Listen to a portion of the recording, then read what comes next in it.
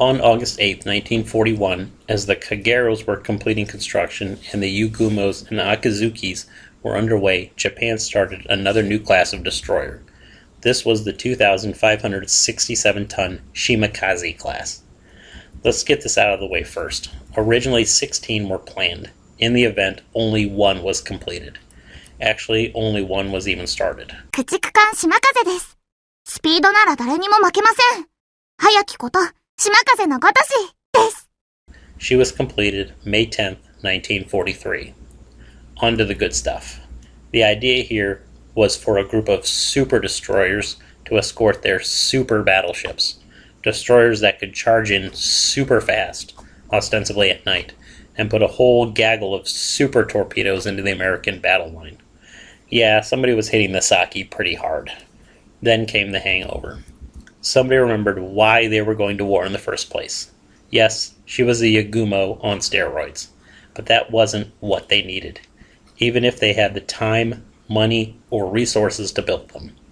They weren't that much better, and they weren't the ships they needed. Gunpowder was a repeat of the Yugumos, which in a gunfight was still very respectable. The only real problem is they were still living under the delusion that these guns were dual purpose.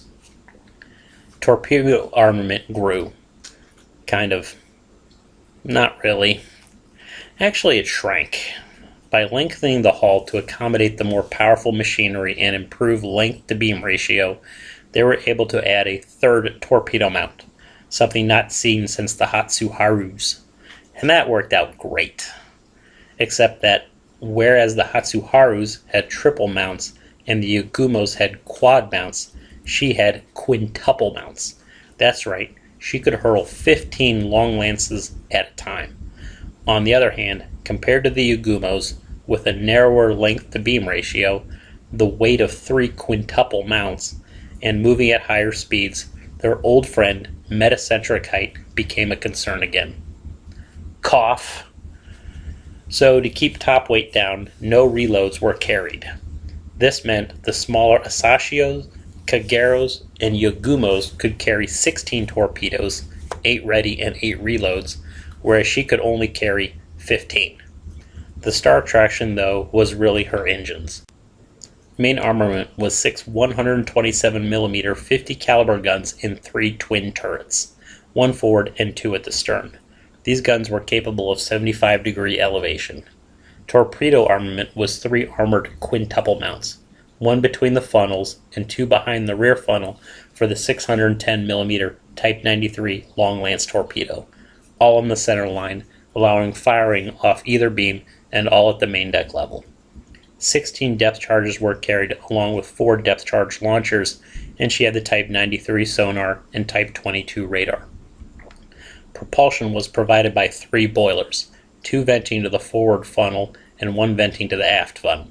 These provided steam to the 2 turbines, which produced 79,200 horsepower, each driving one of the 2 propellers. This gave her a maximum speed of 41 knots. She had 1 rudder. Modifications were standard for a destroyer at her time. In March 1944, the depth charge stowage was increased to 36 and Type 13 radar was fitted. As always, the number of light and medium anti-aircraft guns spiraled up throughout her life. After entering service in mid-1943, she spent the 3rd quarter evacuating Kiska.